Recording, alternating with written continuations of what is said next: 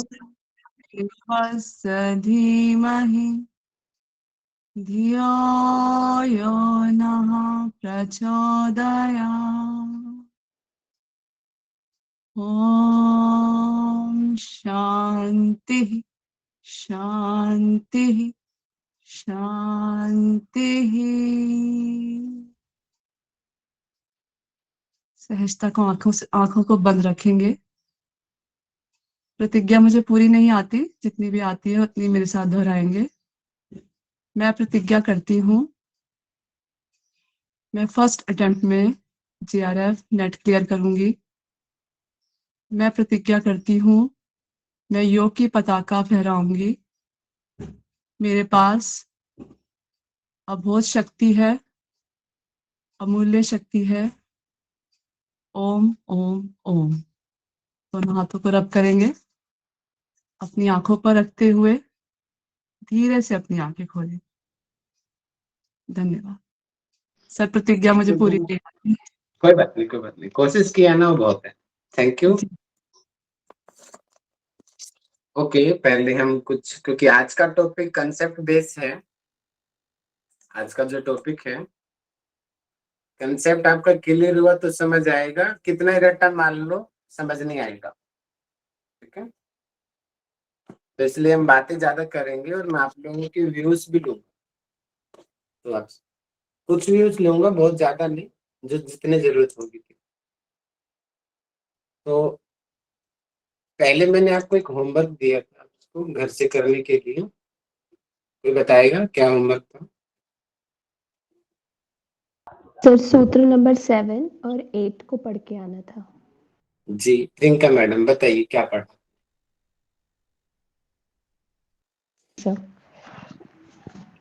Sir सूत्र number 7, Karma Shukla Krishna योगन स्त्रीविद मित्रेशम की जो कर्म होते हैं वो, अगर योगी के कर्म देखें तो सर योगी के कर्म अशुक्ल और अकृष्ण होते हैं, और सामान्य मनुष्यों के जो कर्म होते हैं कृष्ण शुक्ल और कृष्ण शुक्ल मिश्रित कर्म होते हैं।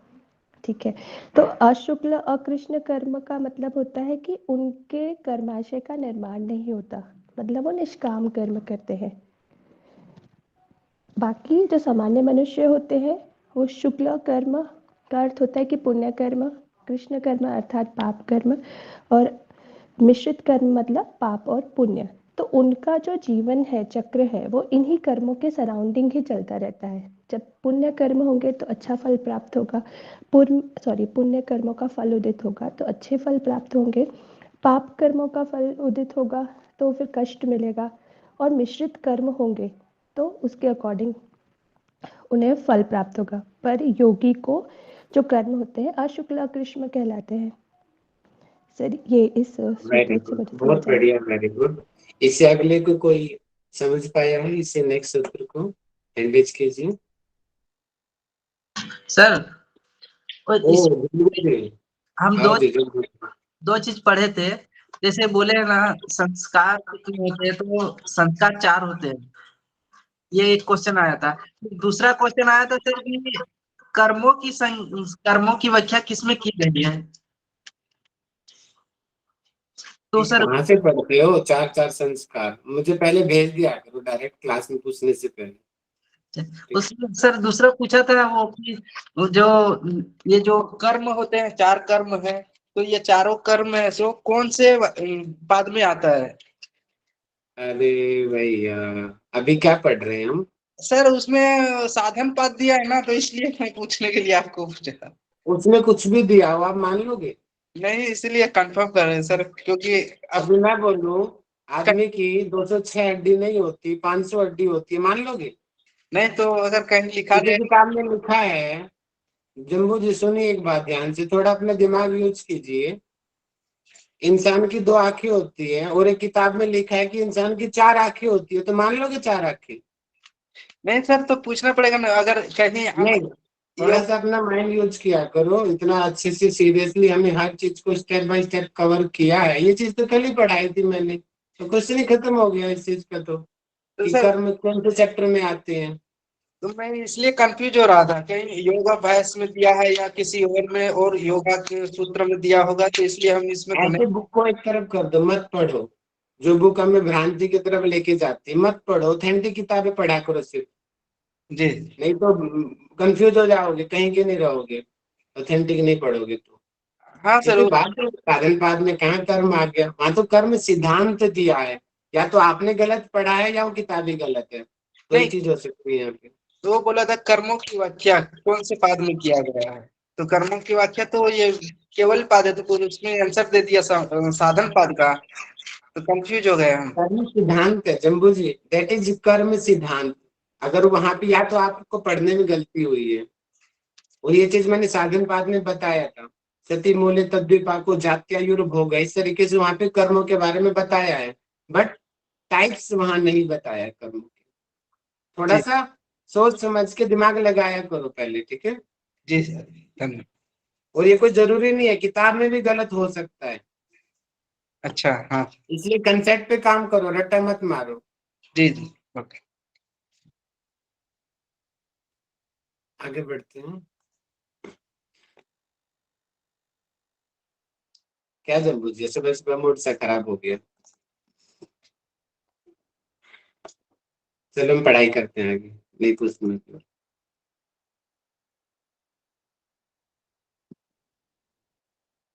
तो हम कैवल्यपाद पढ़ रहे हैं, कल हमने कैवल्यपाद हमने स्टार्ट कर लिया था, ठीक है। तो 5 प्रकार की सिद्धियां हमने पढ़ी। जन से मिलती है, औषधि से मिलती है, मंत्र से मिलती है, तप से मिलती है, समाधि से मिलती है, ठीक है। जाता यंत्र, जाति, जाति में जो परिणाम होता है, हम बच्चा छोटे से बड़ा होता है, कैसे वो चेंज हो गया, ठीक है। कैसे रिप्रोडक्शन होता है, ठीक है। कैसे योगी अनेक शरीर बना लेता है, कैसे अर्जुन ने अग्निबाण बनाया, अलग अलग अस्त्र बनाए। वो एनर्जी को कोई बना नहीं सकता, बस ये चीज ध्यान रखिए। Energy can nether be created, कोई बना नहीं सकता एनर्जी को, वो ऑलरेडी है, प्रकृति में ही है, क्योंकि प्रकृति पूर्ण है, ठीक है। नंबर 3, निमित्तम अप्रयोजकम प्रकृति नाम वर्ण भेदस्तु तथा क्षेत्रीय कवच, कि वो जो चेंजेस होते हैं, मान लो एक योगी ने एक शरीर से कई शरीर बना लिए, अर्जुन ने अलग अलग अस्त्रों को प्रकट कर दिया।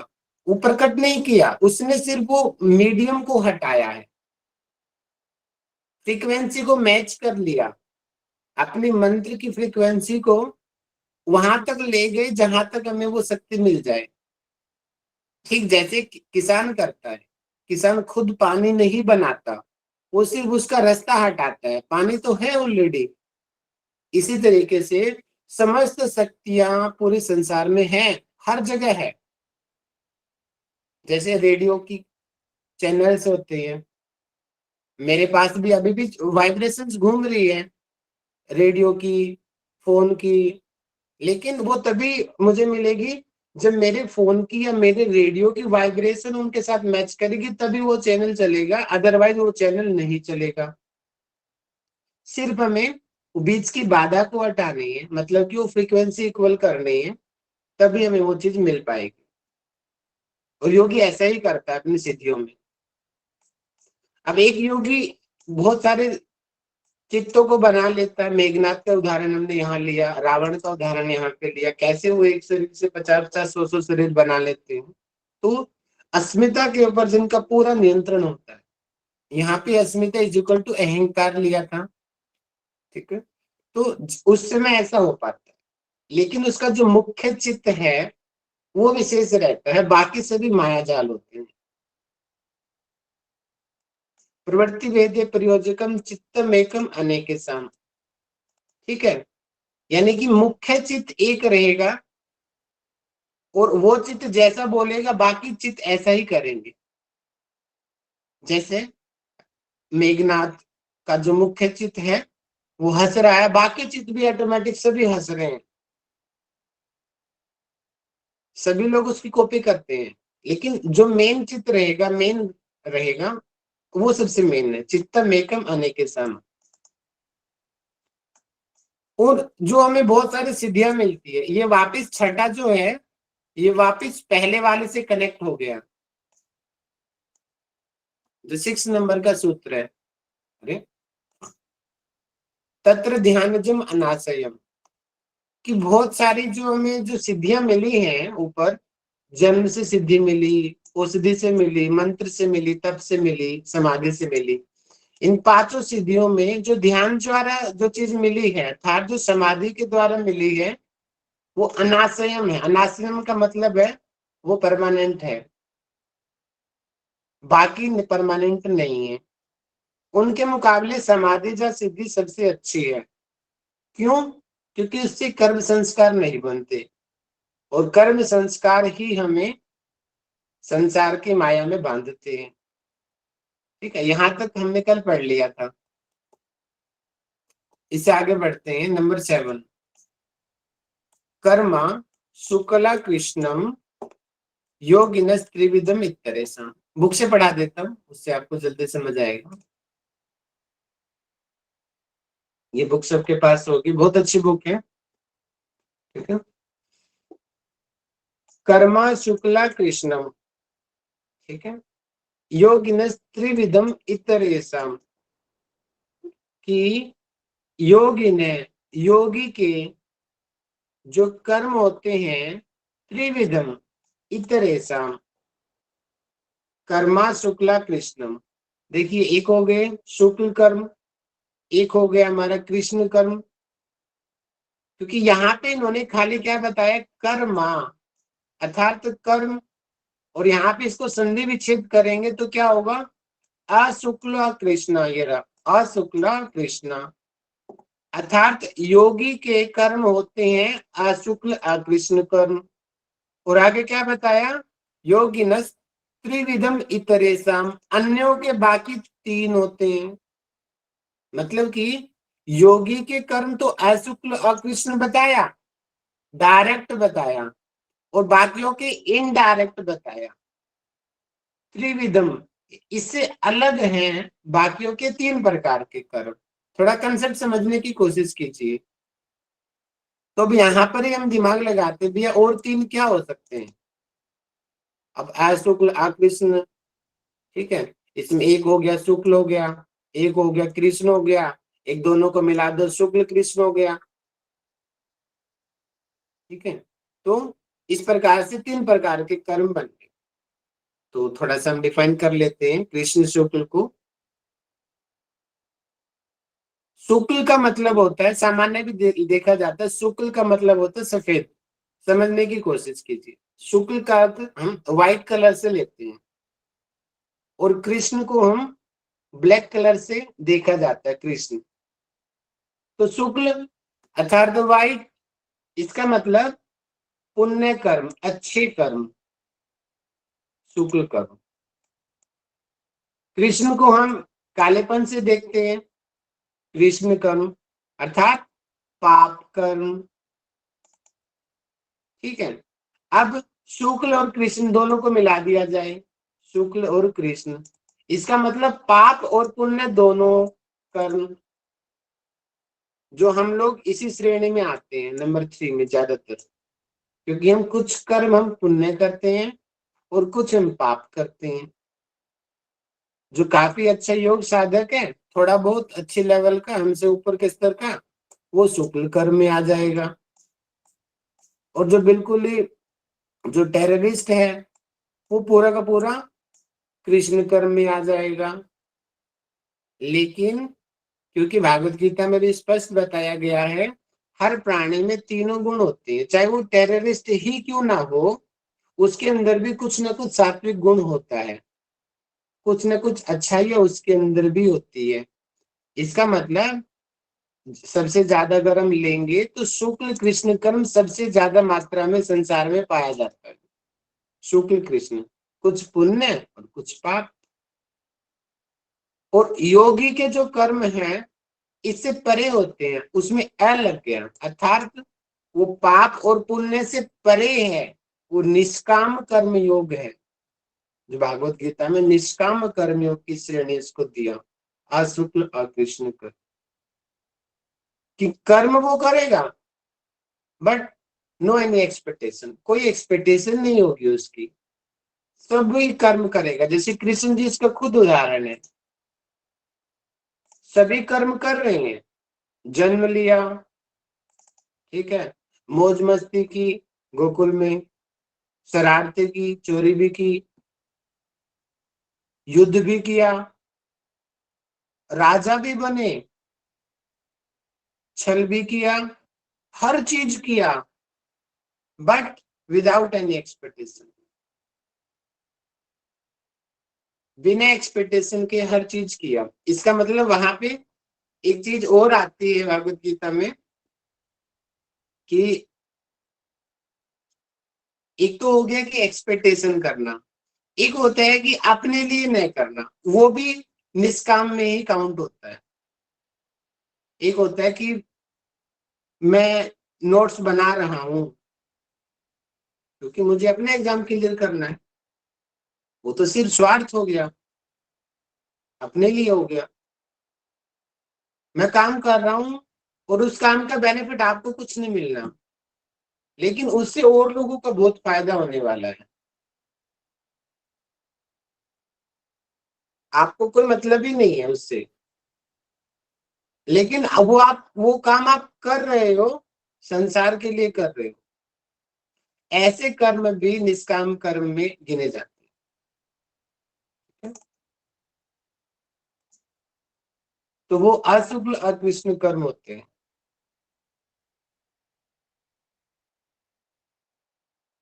देखिए कर्म सिद्धांत निश्चित है, जैसा कर्म करेगा वैसा कर्म का फल मिलना ही मिलना है, उसको कोई बदल नहीं सकता, कोई नहीं बदल सकता।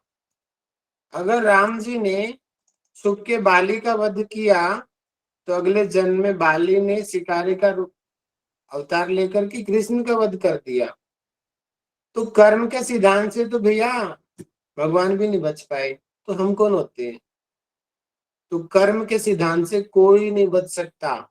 ये कट, इसको बोलेंगे, बोलते हैं ना, सार्वभौमिक सत्य है। इस सत्य से कोई वंचित नहीं है, कोई भी क्यों ना हो, जिसने जन्म लिया है उसके ऊपर कर्म सिद्धांत का प्रिंसिपल लगेगा। ये हो सकता है कि वो उसको थोड़ा देरी से मिले, उसका फल, उसके भोग, जरूरी नहीं कि अभी मिले, ऐसा हो सकता है कि वो बाद में मिले। वो चीज अभी हम नेक्स्ट सूत्र में पढ़ेंगे, ठीक है। वो पीछे हमने सेकंड में पढ़ चुके हैं, जात्यायुर भोग है। वही कर्म डिसाइड करेंगे हम किस जाति में जन्म लेंगे, कितनी आयु के होंगे, और जिस जाति में जन्म लेंगे उसमें किस प्रकार का भोग करेंगे, क्या सुख सुविधाएं हमारे पास होंगी, क्या लेखा जोखा होगा, क्या भाग्य होगा हमारा, वो सभी के सभी हमारे कर्म डिसाइड करेंगे। हाथों की रेखाएं सब कुछ नहीं होती है, कुछ होती है, लेकिन हाथों की रेखाएं मैंने बदलती हुई देखी है, खुद की बदलती हुई देखी है। तो इनको बदल सकते हैं, अपने कर्मों से बदला जा सकता है। जो रेखा वहां नहीं थी आज वहां पे आ चुकी है, आप भी बदल सकते हैं। भाग्य को बनाया जा सकता है, ध्यान रखिए, हमेशा से बदला नहीं जा सकता, जो है उसको तो भोगना पड़ेगा, लेकिन आगे का हम खुद बना सकते हैं।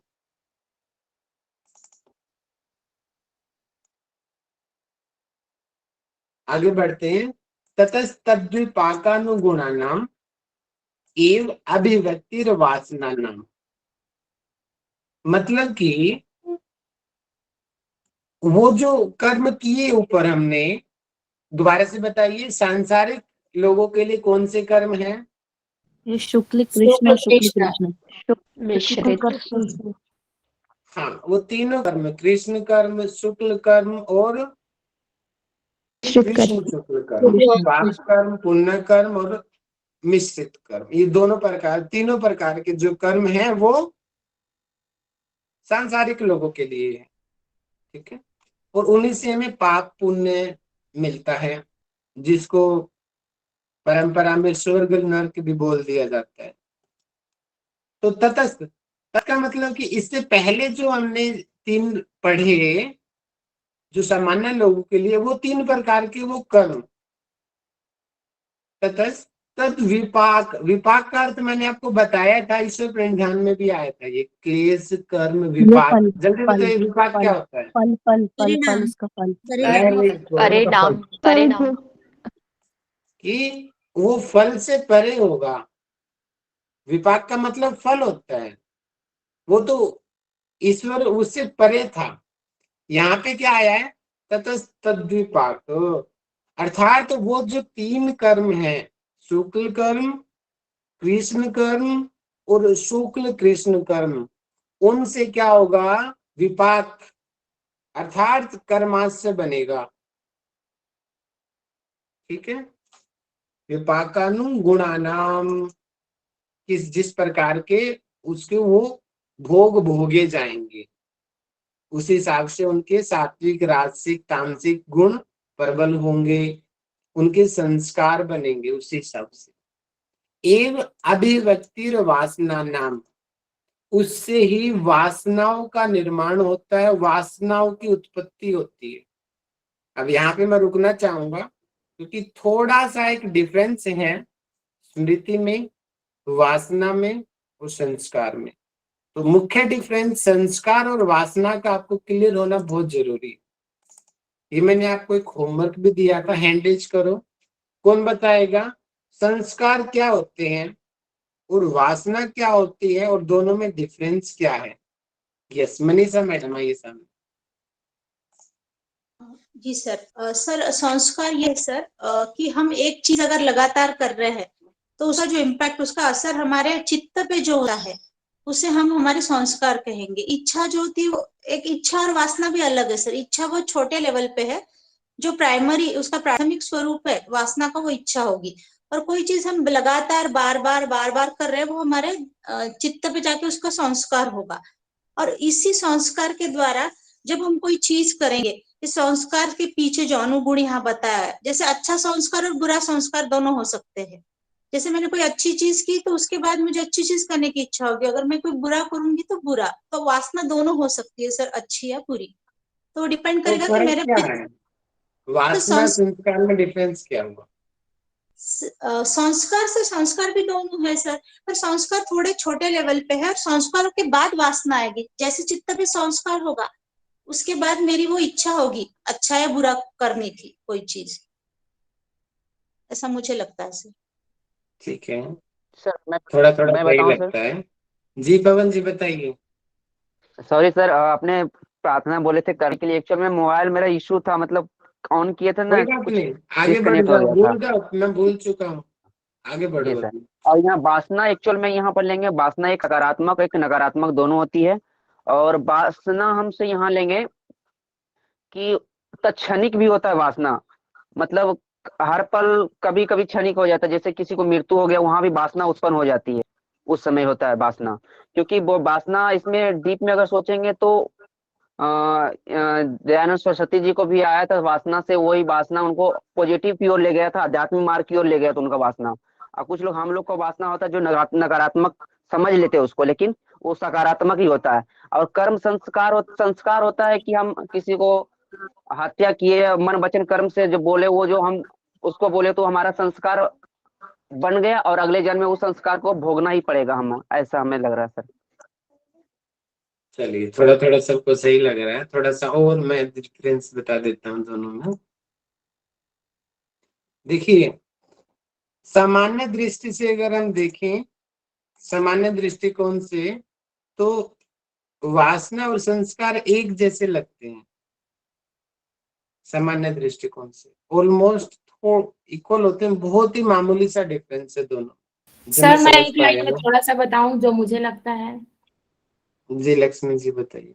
जो संस्कार होते हैं ना सर, उसके कारण हम कर्म करते हैं, वो आगे का हमारा कर्म डिसाइड करता है। और जो वासना होती है ना, उसके कारण हमें जन्म मिलता है कि किस योनि में हम जन्म लेंगे करके। ये हो गया थोड़ा सर। थोड़ा ये भी सही है। सर मैं एक लाइन तो बोलूं? जी समझा मैम, लास्ट जी एक ही लाइन। सर संस्कार थोड़े थोड़े कम होके वो नष्ट भी हो सकते हैं, मतलब जैसे हम बोलते हैं ना कि हमेशा के लिए संस्कारों का ये होना, तो वासना का सर पता नहीं। ओके ओके चलिए सर मैं देखिए बोलूं? सर अब मैं लास्ट में मैं बोलूं? लास्ट में ठीक है, नहीं तो सभी कंफ्यूज हो जाएंगे, कचरा सा बन जाएगा सबके माइंड में। तो पहली बात, संस्कार और वासना एक जैसी ऑलमोस्ट होती है। जैसे जैसे सामान्य उदाहरण से हम लेते हैं कि किसी ने किसी की हेल्प की, किसी एक बच्चे ने एक गरीब की हेल्प की, तो वो गरीब आदमी क्या बोलेगा उसके बारे में, उस आदमी के, उसके पेरेंट्स के बारे में, उसकी फैमिली के बारे में? बड़े ही संस्कार अच्छे हैं। उसके अच्छे संस्कार बड़े अच्छे ही हैं। संस्कार दिए। बड़े ही अच्छे संस्कार हैं, बड़े ही अच्छे संस्कार हैं उसके। ठीक है, तो संस्कार जो हैं वो हमेशा रहते हैं। ठीक है, और संस्कार सभी तरीके के रहते हैं। इसी तरीके से वासना भी होती है, लेकिन वासना प्रबल रहेगी। कल एक लाइन में मैंने एक शॉर्ट डेफिनेशन दी थी आपको वासना की, वृत्ति का अति तीव्र प्रभाव। क्या बोला मैंने? वृत्ति का अतिथि अति तीव्र प्रवाह, जिसको सामान्य रूप से नियंत्रित करना बहुत कठिन है, और उसी वजह से रेप होते हैं, उसी वजह से बहुत गलत काम भी होते हैं, क्योंकि वो जो वृत्ति है अति तीव्र होती है, उसको नियंत्रित नहीं कर पाते वो लोग। सब चीजें जानते हुए भी वो गलत रास्ते की तरफ चले जाते हैं। तो उस वृत्ति को नियंत्रण करना बहुत ही डिफिकल्ट है। ठीक है, लेकिन किया जा सकता है, ऐसी बात नहीं है, किया जा सकता है। ओके, तो उसको हम लेंगे वासना से, और वासना को ज्यादातर नकारात्मक दृष्टिकोण से देखा जाता है, लेकिन वासना पॉजिटिव भी होती है। अब उसी तरीके की तीव्र वृत्ति पढ़ने की, तीव्र वृत्ति अपने कैरियर की, तीव्र वृत्ति संसार का भला करने की, वो भी तो हो सकती है तीव्र वृत्ति, और होती भी है बहुत लोगों में। ठीक है, तो वो हो गई हमारी वासना। ठीक है, और कुछ एक वासना संस्कार की तरह भी रहती है, हमेशा बनी रहेगी, हमेशा जो बनी जैसे कि रहती सर है। आप, मैं आपको इंटरप्ट कर रही हूँ बीच में। मुझे एक सुबीर है, मेरा फ्रेंड है, उसने बताया था मुझे कि आपसे बढ़िया कोई भी नोट, कोई भी वीडियो कहीं भी नहीं मिलेगा। तो ये आपकी भी वृत्ति तो वही है कि आप ले क्या रहे हैं, कुछ भी नहीं। जब 10-10, 20-20, 50-50 हजार रुपए क्लास पैसे लेके भी क्लास नहीं प्रॉपर दे पा रहे हैं, वो आप ऐसे ही किए जा रहे हैं। तो ये भी तो है, दुनिया में कुछ करने के लिए, समाज में कुछ करने के लिए, लोगों को कुछ देने के लिए कर ही रहे हैं आप। ओके, ठीक है, बोला जा सकता है, ये भी एक एग्जाम्पल सही बनता है कि तीव्र प्रभाव भी करना ही करना है। जैसे होता है ना, भाई आज तो मीठा खा के मानूंगा, आज तो होता है ना ऐसे कोई व्यक्ति का, आज तो गोलगप्पे खाऊंगा, कुछ भी हो जाओ, तोड़ दूंगा फोड़ दूंगा, मुझे गोलगप्पे खाने हैं। कई लोगों में ऐसी वृत्ति होती है, वो बेचैन हो जाते हैं, उनको ना मिले ना वो चीज, वो बेचैन हो जाते हैं। आज तो बाहर जाऊंगा, चाहे मुझे छत से कूद के, दीवार कूद के जाना पड़ो, मैं जाऊंगा बाहर। ठीक है, यानी कि सामान्य जीवन में वो वृत्ति जिसका अति तीव्र प्रभाव हो, उसको हम वासना में गिनेंगे, जिसको सामान्यतः नियंत्रित ना किया जाए। थोड़ा क्लियर हुआ वासना? ठीक है, सर और सामान्य जीवन में सर हम्म, सामान्य जीवन में इसको जुनून से ले सकते हैं, मतलब किसी चीज के लिए एकदम जुनून हो जाना बिल्कुल वासना को। बिल्कुल बिल्कुल बिल्कुल लिया जा सकता है। जुनून, अत्यधिक जुनून जिसपे नियंत्रित ना किया जाए, जैसे देशभक्ति का जुनून। अब बॉर्डर फिल्म में सुनील शेट्टी को हुआ। अब सुनील शेट्टी को पता है, बॉर्डर फिल्म याद होगी सबको, सामने पाकिस्तान की आर्मी आई हुई है और इस तरफ 100-150 लोग इंडियन आर्मी के खड़े। अब वो उसको जुनून जगा कि मेरी माँ के ऊपर ये कैसे आ गए, तो वो अपना वो लेके जाकर के उस टैंक के नीचे बिछा देता है। उसको पता है मरना तो निश्चित है, लेकिन वो जुनून, अति तीव्र प्रभाववृत्ति का, वो वासना है। ठीक है, जिसमें वो अच्छा बुरा भला सिर्फ उसको एक अपना लक्ष्य दिखता है कि मुझे सिर्फ ये करना है, इसके अलावा और कुछ नहीं करना, वो वासना में हुई। और जो संस्कार है, संस्कार हमारे सामान्य जीवन में हमेशा रहते हैं। संस्कार और वासना दोनों के दोनों अच्छे बुरे दोनों हो सकते हैं, और संस्कार ही वासना में परिवर्तित भी होते हैं। ठीक है, संस्कार ही वासना में परिवर्तित होते हैं। और इससे भी अगर मैं और एग्जैक्ट डेफिनेशन बोलूं, कर्म वास्तव में वासना में परिवर्तित होते हैं, क्योंकि कर्मों से ही संस्कार बने, कर्मों से ही संस्कार बने, और वही कर्म, वही उसके जीवन के अनुभव वासना में बदल जाते हैं। अभी रिश्वत लेना, एक आदमी बड़ा ही ऑनेस्टी था, ठीक है, वो हमेशा ईमानदारी से फॉलो करता। अब उसको क्या किया, उसके साथ छल हुआ, उसको जॉब नहीं मिली। तो कोई भी व्यक्ति पैदाइशी चोर नहीं होता, पैदाइशी बेईमान नहीं होता, उसको बेईमान बनाया जाता है, या वो बनाया नहीं जाता, ऐसे इस तरीके का एनवायरनमेंट क्रिएट हो जाता है, और उसके अंदर के जो छुपे हुए संस्कार हैं वो उसके वो फ्रीक्वेंसी मैच हो जाती है, और वो वैसा ही बन जाता है। फिर वो भी चोरी करना, रेप करना, गलत काम करना, वो ऑटोमेटिकली, वो देखो अच्छा आदमी कितनी जल्दी एकदम से बुरा आदमी बन जाता है, और बुरा आदमी भी कई बार बहुत अच्छा आदमी बन जाता है। तो ये होते हैं हमारे अंदर के छुपे हुए संस्कार, अंदर की स्मृति में छुपी हुई वासनाएं, जो हैं अंदर हैं, लेकिन उस इन्वायरमेंट की वजह से वो बाहर आती है। वो इन्वायरमेंट में, जैसे अभी आप लोगों को मैं बोलूं कि किसी को मारना है, आप बोलोगे नहीं मारना नहीं चाहिए, नहीं मारेंगे, हम किसी को नहीं मार सकते।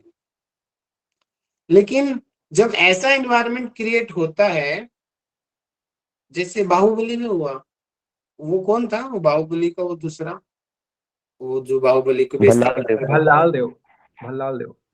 ना दूसरा, वो उसका भाई, टप्पा उसका भाई, लड़की का भाई,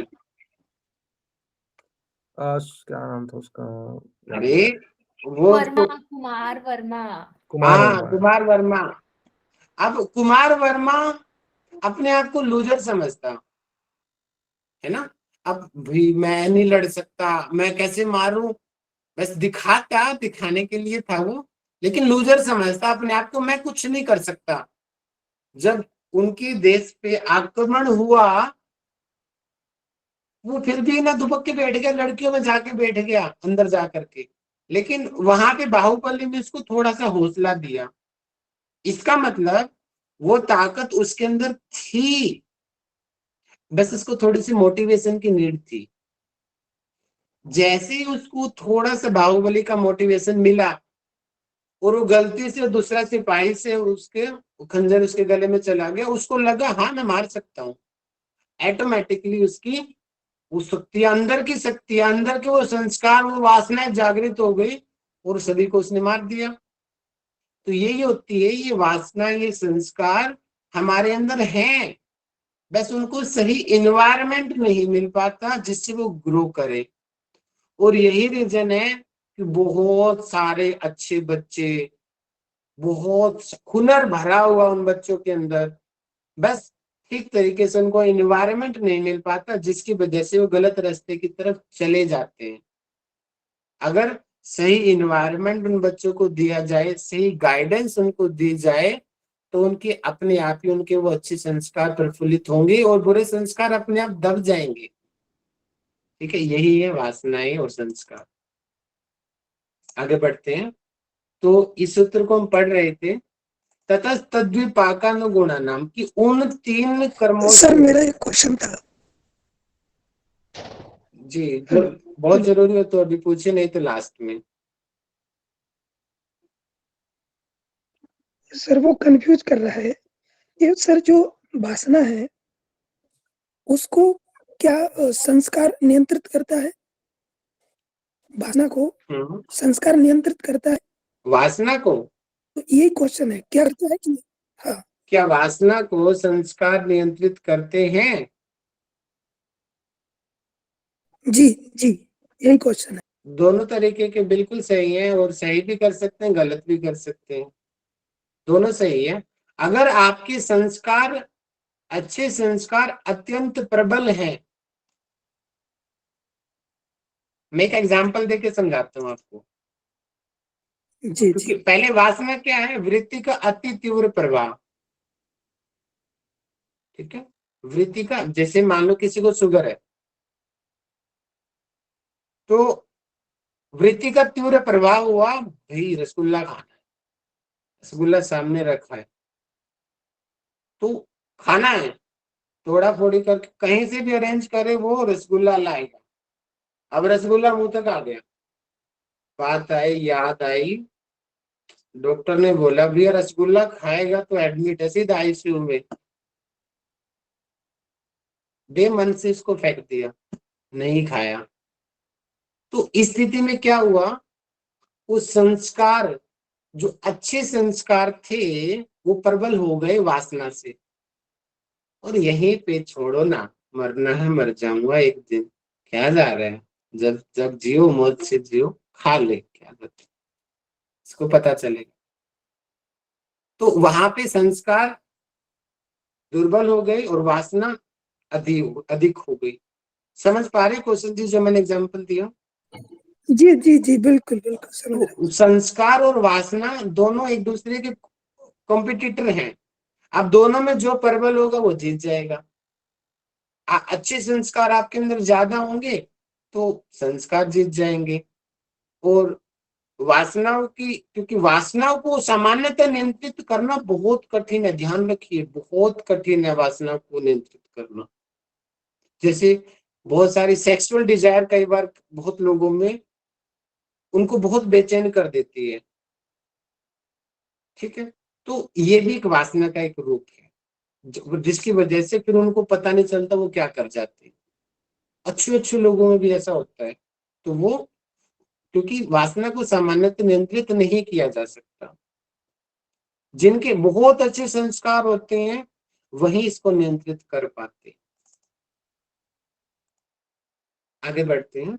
तो यहाँ पे बता दिया कि वो अच्छे बुरे जो कर्म हैं वहीं से ही हमारी वासनाएं बनेंगी। ठीक है, आगे बढ़ते हैं। अब यहाँ पे फिर से कर्म सिद्धांत के ऊपर आ गया भैया। जाति देश काल व्यवहितानाम अपि अनंतर्यम स्मृति संस्कारयो रेक रूप तत्वात्। इसका मतलब कर्म जो है किसी भी कंडीशन में हो भैया, कर्म तो आपको भोगने ही पड़ेंगे। वो आपके स्मृति में रहेंगे, संस्कार में रहेंगे, और जब मौका आएगा वो सामने प्रकट हो जाएंगे। कैसे? जैसे जाति, अभी आप मनुष्य जाति में हो, अगले में आप गाय बन गए, बकरी बन गए, शेर बन गए, कुत्ता बन गए, बिल्ली बन गए, दूसरी जाति में आपका जन्म हो गया। या अभी आप मनुष्य जाति में हो, इससे पहले किसी और जाति में थे। ठीक है, ये तो हो गया जाति की बात, कि पहले या बाद में कोई किसी और जाति में आपका जन्म होना, देश अलग जगह पे होना। हरियाणा में था, वो जाके दिल्ली में जन्म हुआ, अगला जन्म यूपी में जन्म हुआ, महाराष्ट्र में जन्म हुआ, पाकिस्तान में जाके जन्म हो गया। तो दूसरे स्थान पर जाकर, देश का मतलब होता है स्थान, दूसरे स्थान में जाके जन्म हुआ, काल अलग समय पर ही होगा भैया, तुरंत तो होएगा नहीं, टाइम लगेगा, 9 महीने तो पेट में लग जाएंगे, उसके बाद ही बाहर आएगा। ठीक है, तो अलग अलग समय पे ऐसा व्यवधान होने पर भी ये बाधा है ना। बोलेंगे मैं तो 9 महीने तो मिनिमम लग गए भैया जन्म लेने के। मैं तो हरियाणा में मरा था और मैं तो एमपी में पहुंच गया हूँ, दूसरी जगह पहुंच गया हूँ, और मैं तो पहले बंदर था, आज मैं इंसान बन गया हूँ। तो अब तो मुझे इतनी सारी बाधाएं हैं, अब तो मुझे कर्म का प्रभाव नहीं पड़ना चाहिए। लेकिन यहाँ पे बताया गया कि भैया ऐसा कुछ नहीं है, जाति देश काल ऐसा कुछ भी हो जाओ, कोई भी व्यवधान क्यों ना हो, आनंतरियम कर्म के संस्कारों में व्यवधान नहीं होता। मतलब कि कर्म फल निश्चित है, कुछ भी हो जाओ मिलेगा ही मिलेगा। पितामह भीष्म की कहानी बहुत फेमस है कि वो 100 जन्म पहले तक का उसको देखने की क्षमता थी। तो उसने कृष्ण जी से प्रश्न किया कि मैंने ऐसा क्या कर दिया कि मुझे कांटों की सैया मिली। तो उसने कृष्ण से पूछा, कृष्ण जी बोले अपने पूर्व जन्म में जाके देखो।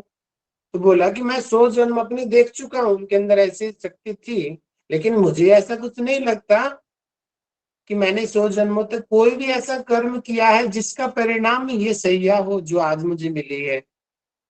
तो कृष्ण जी बोलते हैं अच्छा 101वां जन्म देखो अपना। जो 101वां जन्म उसको दिखाते हैं तो बोलते हैं कि तुम उस समय राजा थे और तुम्हारे सामने एक सांप आ गया और तुमने सांप को अपने तीर से हटा के फेंक दिया और वो कांटे में जाके पड़ गया।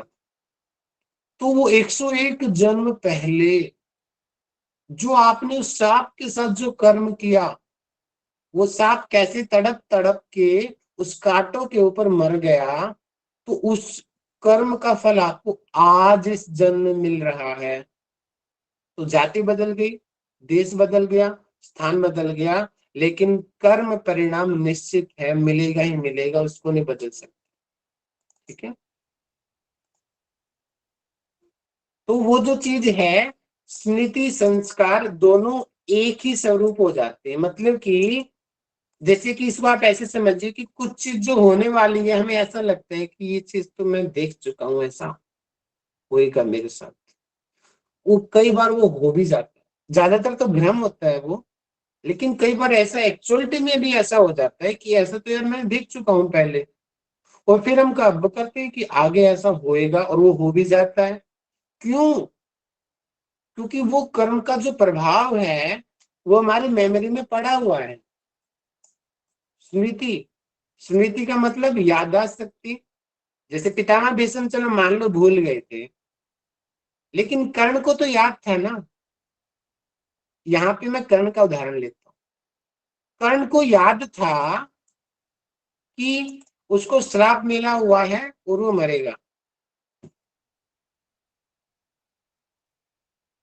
ठीक है, लेकिन फिर भी वो अपना आगे का कर्म करता है, आगे बढ़ता है, रुकता नहीं है। ठीक है, तो वो उसकी मेमोरी में होता है भैया, हाँ भैया ऐसा होएगा, क्योंकि उसको पता है श्राप मिला है तो वो श्राप सिद्ध भी होगा ये भी निश्चित है। नहीं तो श्राप की महत्ता ही क्या है अगर वो सिद्धि ना हो तो। भैया उसके गुरु का आशीर्वाद असफल हो जाएगा, सारे अस्त्रों की विद्या वो भूल जाएगा। ऐसा उसको याद है क्योंकि श्राप दिया उसको। ठीक है, दूसरा श्राप भी आपका रथ धरती में गड़ जाएगा, सब उसको याद है। ठीक है, तो इसी तरीके से वो एक रूप हो जाता है। तो एक नीचे एक लाइन में अगर मैं पूरे कंक्लूड करूं इस सूत्र को, तो भैया कर्म सिद्धांत निश्चित है, वो किसी जाति देश काल इत्यादि व्यवधान आने पर उसका प्रभाव कम नहीं होता, वो मिलेगा ही मिलेगा। ये इस सूत्र का निष्कर्ष है। भैया एक बार वर्ड से सर बता दीजिए ना, लेकिन मेरे को कुछ वर्ड्स के मतलब पता नहीं, जैसे अव्यवहितान, अपरियंताम, फिर स्मृति संस्कार, मतलब वर्ड से एक बार सर बता इसकी दीजिए। देखिए, जाति का जाति, देश का देश, काल का काल, व्यवहित का मतलब होता है व्यवधान, बाधा। आपके का आपके बीच में और आपकी मम्मी के बीच में एक दीवार रूपी व्यवधान है। यस आपके उसका और हमारे बीच में एक इतना 2700 किलोमीटर का डिस्टेंस है। वो व्यवधान का मतलब बाधा होना। फिर तो भैया यहाँ पे आप जाति, देश और काल की बाधा हो गई, एक जन्म का बाधा होगी, स्थान की बाधा होगी, समय की बाधा होगी। तो यहाँ पे ये कह रहे हैं कि इस टाइप की भी अगर बाधा हो जाए तब भी कर्म सिद्धांत निश्चित है। अब समझ आया? समझ में तो आ गया है, बस मीनिंग उसका पूछ रहे हैं। और ये अप्यंतराय ये जो है देखो दिया तो है साक्षी, ध्यान से पढ़। देखो अनंतरियम, अनंतरियम का मतलब कि वो निश्चित है, वो नहीं बदल सकता। ओके ओके ओके ठीक है। आज निगम जी की क्लास में ये मैसेज आया है, सर नहीं ले एक चीज इसमें पाऊंगा। सर एक चीज इसमें पूछना था। जैसे अभी आपने भीष्म पितामह जी का एग्जांपल दिया था जिसमें उनको याद नहीं था, स्मृति उनको नहीं थी, और कर्ण का एग्जांपल दिया जिसमें उनको अपनी स्मृति थी कि मुझे श्राप मिला है करके। तो सर वो दोनों स्मृति मतलब इसमें ये बोला है कि क्योंकि स्मृति और संस्कार दोनों का एक ही स्वरूप मैं होता है एग्जांपल मतलब। देता हूँ, एग्जांपल देता हूँ आपको। एग्जांपल जी ये है कि गाय का बछड़ा हुआ, व्यास भाषण में भी गाय के बछड़े का उदाहरण दिया हुआ है, पढ़ोगे तो पता चल जाएगा। अब वो छोटा सा बछड़ा, अब उसको क्या पता कि वो दूध ही खाएगा, दूध ही पिएगा, उसका जीवन ही दूध पे निर्भर है। उसको कौन बताता है कौन कि तुझे दूध पीना है? वो स्मृति उसके अंदर संस्कार। पहले से ही है, वो स्मृति संस्कार पहले से ही भी आपको दूध पीना है, दूध नहीं पिया तो मर जाएगा। एक उदाहरण हुआ। दूसरा उदाहरण देता हूँ, कुत्ते का उदाहरण देता हूँ। जब कुत्ता गलत खाना खा लेता, पता है आपको क्या करता कुत्ता? उल्टी कर देता है सर वो खुद। उल्टी। इसको कौन बताता भैया? ये तो हमारी योग की कुंजन क्रिया में आता है, बागी क्रिया। उसको कौन सिखाने आ गया? वो घास खाने लग जाता है। क्यों? किसने बताया उसको? कोई बताया? मेडिकली उसने किया MBBS? भैया तू बीमार हो गया, तूने गलत खाना खा लिया, तू घास खा ले। कोई बताता नहीं ना उसको, लेकिन फिर भी उनके नेचर में होता है, वो खाते हैं। तो ये क्या है? ये उनकी पहले की स्मृति और संस्कार है। स्मृति और संस्कार है, जाने अनजाने में उनका इसका सॉल्यूशन पता है कि तू ऐसा कर ले तो तूने जो गलत खाना खाया है वो बाहर आ जाएगा उल्टी के रूप में, और शरीर आपका डिटॉक्सिफाई हो जाएगा। तो ये उसकी स्मृति संस्कार में बैठा हुआ है। अब आया समझ हुआ कुछ? जी सर। देखो उदाहरणों से समझेंगे तो ये चीजें बहुत जल्दी समझ आ जाएंगी, तो इसलिए उदाहरणों से समझिए इन चीजों, नहीं तो वर्ड टू वर्ड में पागल हो जाओगे समझ के। सर एक क्वेश्चन था सर, जो अच्छे संस्कार होते हैं वो बुरे संस्कारों को दबा देते हैं या फिर बुरे संस्कारों को काट अगर देते हैं? प्रबल है तो, प्रबल है तो जो कौन सा प्रबल है उसके ऊपर डिपेंड करता है। ऐसा ही हो गया कि WBC और वायरस के बीच में लड़ाई हो रही है। WBC जीत गया तो आदमी ठीक है, WBC हार गया तो आदमी मर गया, बीमार है है ना? मार दो या मर जाओ, जीत गए तो जिंदगी, हार गए तो मौत। वही यहाँ पर है, अच्छे संस्कार जीत गए तो अच्छे आदमी, अच्छे संस्कार हार गए तो बुरा आदमी। ठीक है जी, thank you sir. Okay. Sir एक बार वृत्ति में और संस्कार में डिफरेंस बता दीजिए। वृत्ति तो चित्त में जो प्रवाह होता है ना मैम, वृत्ति को आप थॉट से समझ सकते हो। ठीक है, 5 प्रकार की वृत्तियां हैं, प्रमाण, विपर्य, विकल्प, निद्रा, स्मृति। वृत्ति इज इक्वल टू थॉट्स, विचार। और संस्कार जो है, जो हम कर्म करते हैं, बार बार कोई कर्म करने से फिर उस चीज की आदत पड़ जाती है, फिर हम वैसा ही करने लग जाते हैं और हमारा व्यक्तित्व तो वैसा ही बन जाता है, उसको संस्कार कहते हैं। ठीक है। और जब वही मतलब कर्म से संस्कार बनेगा। वही संस्कार जब अति प्रबल रूप ले लेता है, इमीडिएटली मुझे यही करना है, वो वासना है।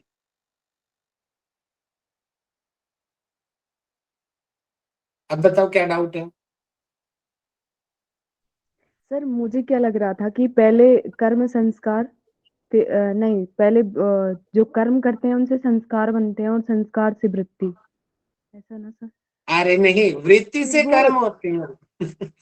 अरे प्रियंका जी, पहले ही चैप्टर में ये बात आई थी वृत्तियों की। वृत्तियां 5 प्रकार की होती हैं, उसके बाद में कर्म बनते हैं। अच्छा आप ये बताइए कि आपका खाना खाना कर्म है, ठीक है? Yes sir. खाना खाने को कर्म कहोगे, लेकिन उस खाना खाने से पहले क्या एक्टिविटी होती है आपके शरीर के अंदर, वो बताओ। सर भूख लगती है, इच्छा होती है खाने की। भूख सलाइवा लगती, क्रिएट होता है। इच्छा होती है। ये जो इच्छा है यही वृत्ति है। तो वृत्तियां हमेशा पहले होंगी, बाद में कर्म होगा। अगर ये वृत्ति ना हो तो वो कर्म भी ना हो। ओके सर, क्लियर ठीक हो है। गया सर। ये सुन सुन के सर मैं कंफ्यूज हो गई थी इन सब। चलिए मैं बहुत ज्यादा नहीं बताऊंगा, मुझे लग रहा है कि कंफ्यूज हो रहे हो आप लोग, क्योंकि ये टॉपिक कंसेप्ट वाइज टॉपिक जी। है, बहुत आसान। बस कंसेप्ट समझने की नीड है इस टॉपिक की। अ, और जब तक आप खुद से नहीं पढ़ोगे, मैं फिर दोहरा रहा हूँ, जब तक खुद से किताब नहीं पढ़ोगे ये चीजें क्लियर नहीं होंगी। खुद से पढ़ना है। कल मैं दोबारा पूछूंगा, खुद से पढ़ो। सर जड़ भरत का जो एग्जाम्पल है वो भी इसमें आ सकता है ना सर? जड़ भरत की कहानी है जो। वो हिरण वाले।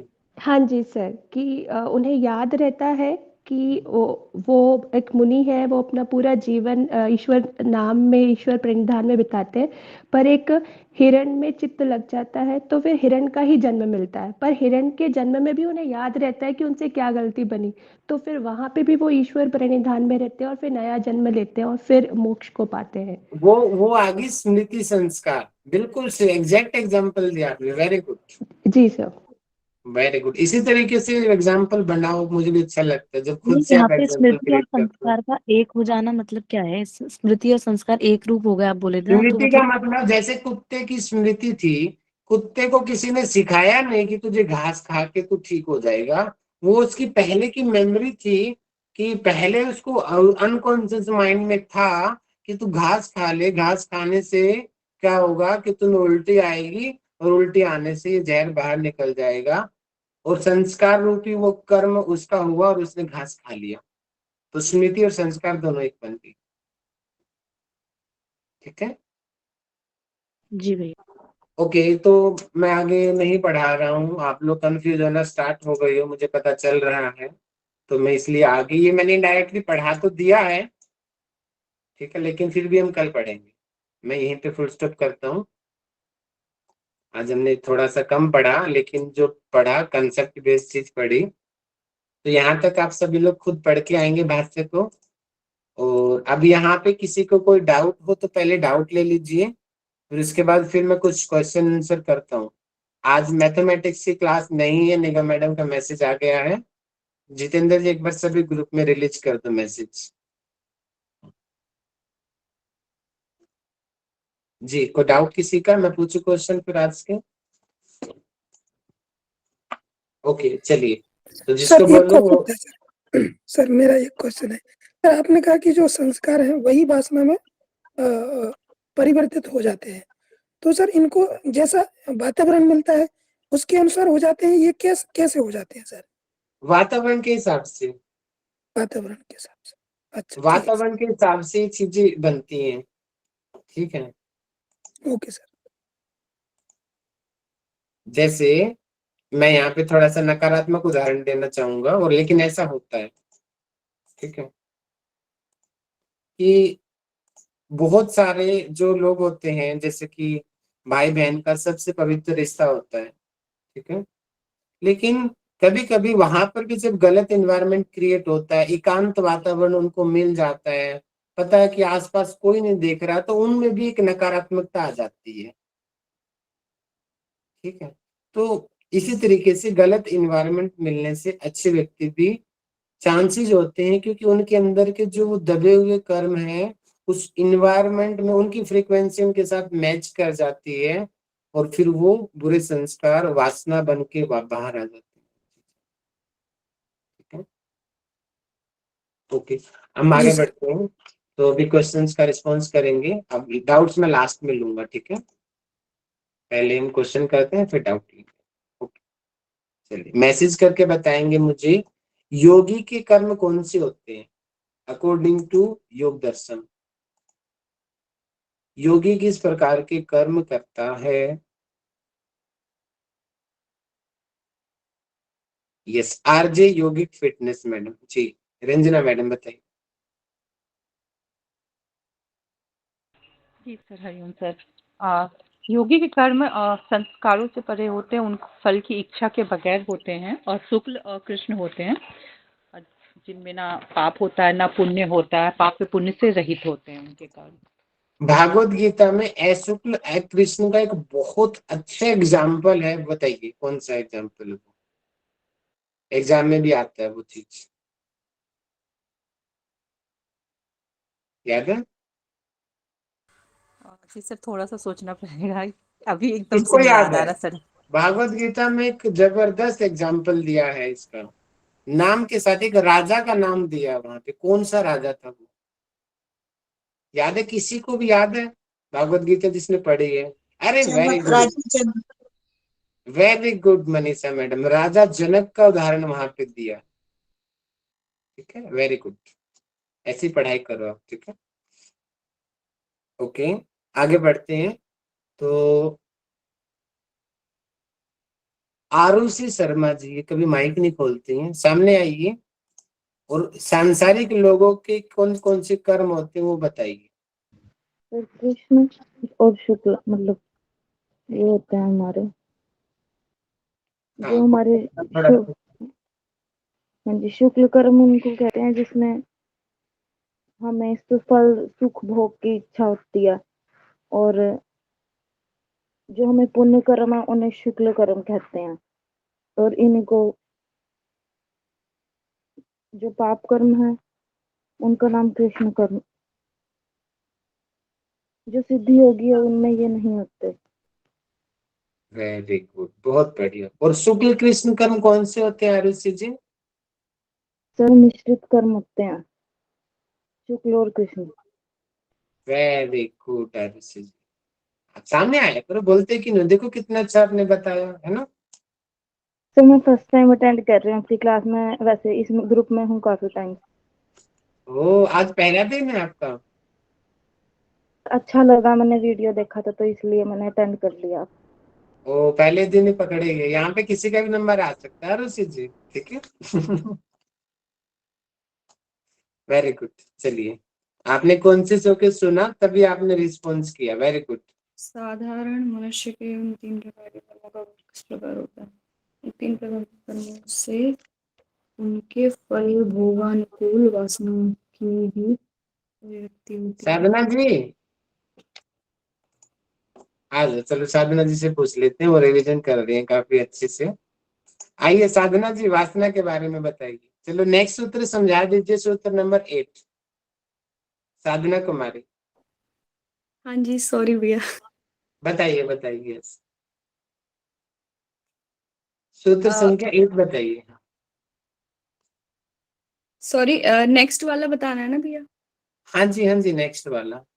ओके, नेक्स्ट वाले में जो ऊपर जो 3 कर्मों की बात करी गई है जो सांसारिक लोगों के लिए, उसके बारे में बताया गया है। तत्सत द्विपाका गुणा नामेवा अभिव्यक्ति वासना नाम, यानी कि जो ऊपर 3 प्रकार के जो कर्म बताए हैं, शुक्ल कृष्ण और शुक्ल कृष्ण जो सांसारिक लोगों के लिए है, उनके फल भोगानुकूल वासनाओं की भी अभिव्यक्ति होती है। मीन्स जैसे उनके कर्म होते हैं,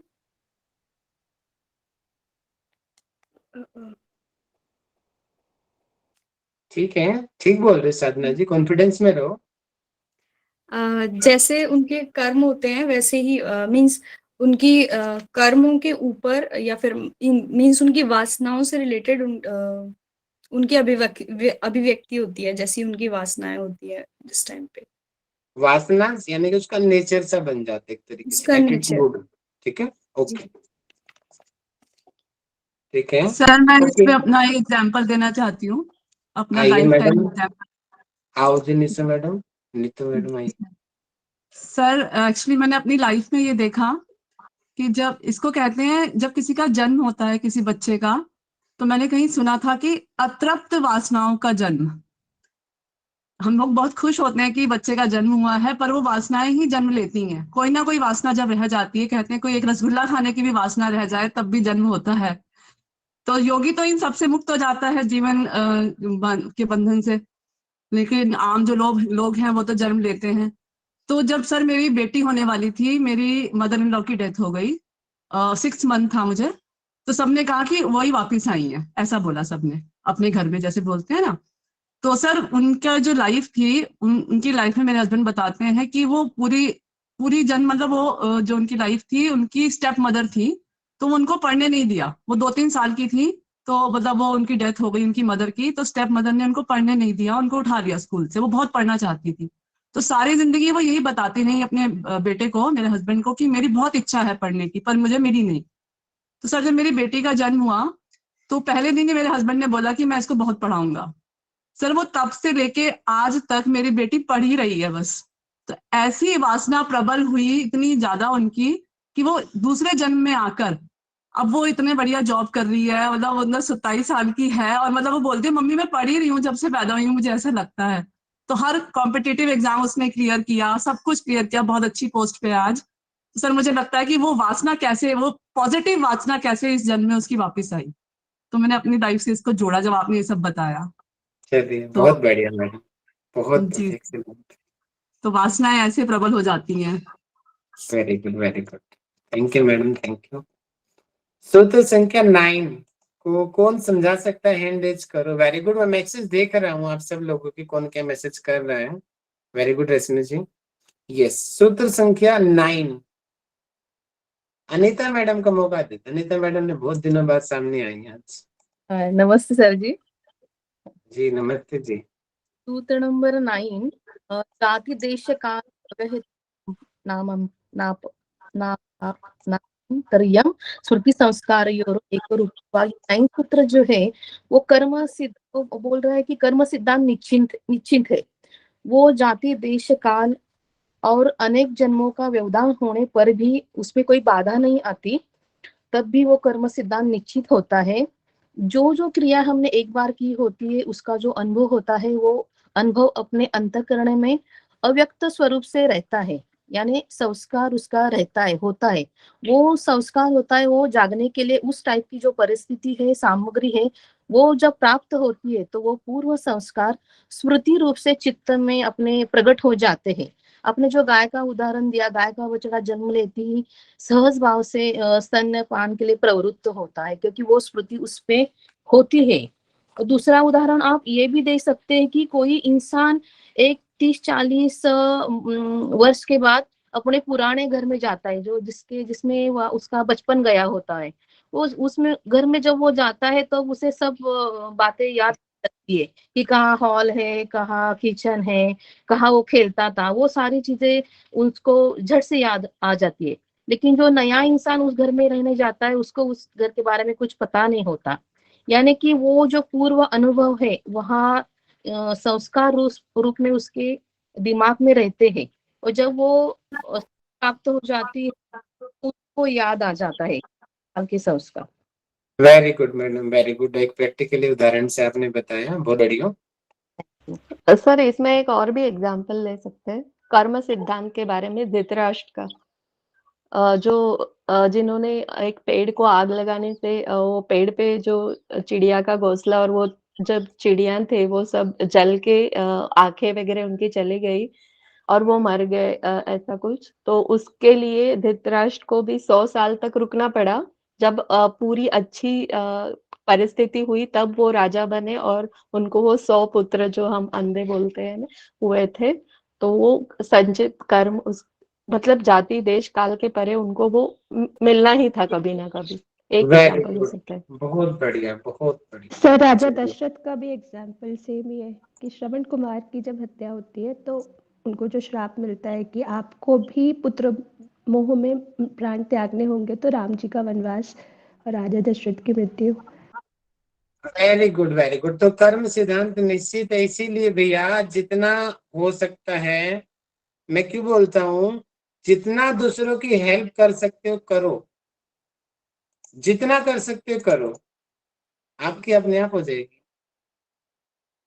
जो औरों की चिंता करते हैं दूसरे उनकी अपने आप चिंता करते हैं, जो खुद अपनी चिंता करते हैं दूसरी कोई केयर नहीं करता, क्योंकि समाज उसी को ही कुछ देता है जो समाज के लिए कुछ करता है। ठीक है, आज भी कृष्ण जी अमर हैं, भगत सिंह अमर है, आजाद सिंह अमर है, स्वामी विवेकानंद अमर हैं। कैसे अमर हुए? वो अपने विचारों से, क्योंकि उन्होंने संसार के लिए किया है, तभी संसार उनको याद करता है। नहीं तो भैया एक को एक सिकंदर जैसे राजा आए हैं, कौन याद करता उनको? यानी कि याद भी करते हैं तो एक नकारात्मक विचारधारा के साथ उनको याद किया जाता है। इतना अत्याचारी राजा आया, सबको मार दिया, औरंगजेब जैसा इतना निर्दयी राजा आया, तो एक सालों सालों तक उनका एक नाम एक बुरी तरीके से लिया जाता है। तो इसलिए जितना आप संसार के लिए करो, संसार अपने आप आपके लिए कुछ ना कुछ करेगा, बट लेकिन एक्सपेक्टेशन मत करो। ठीक है, एक्सपेक्टेशन मत करो, बस आप अपने काम करते रहो, आपको अपना फल अपने आप मिल जाएगा। ठीक सर है, इसी बात को रामायण में एक चौपाई के माध्यम से कहा गया है, अगर आप कहें तो मैं बताऊं सर उसको। तो नाउदी उसी के साथ हम शांति पाठ कर लेते हैं। जी कौशल जी। जी सर, रामायण में चौपाई आई है, कर्म प्रधान विश्व रच राखा, जो जस करें सो तस फल चाखा। ये पूरा इसका ये सूत्र का 9वें सूत्र का एक तरह से ऐसा कहा जा सकता है कि निचोड़ है। Very good, very good. चलिए कौशल जी शांति पाठ कराइए आज का। जी सर, सभी लोग कमर सीधी कर लें, किसी भी ध्यानात्मक आसन में बैठ जाएं। आज का जो ज्ञान हम सबको प्राप्त हुआ है उसका सारांश अपने जीवन में यही उतारा है कि हम भी निष्काम कर्म करें, जैसे हमारी पूरी आपके साथ मिलकर सब टीम कर रही है। इसी भाव के साथ लंबी गहरी श्वास लें, 3 बार उनका उच्चारण, तत्पश्चात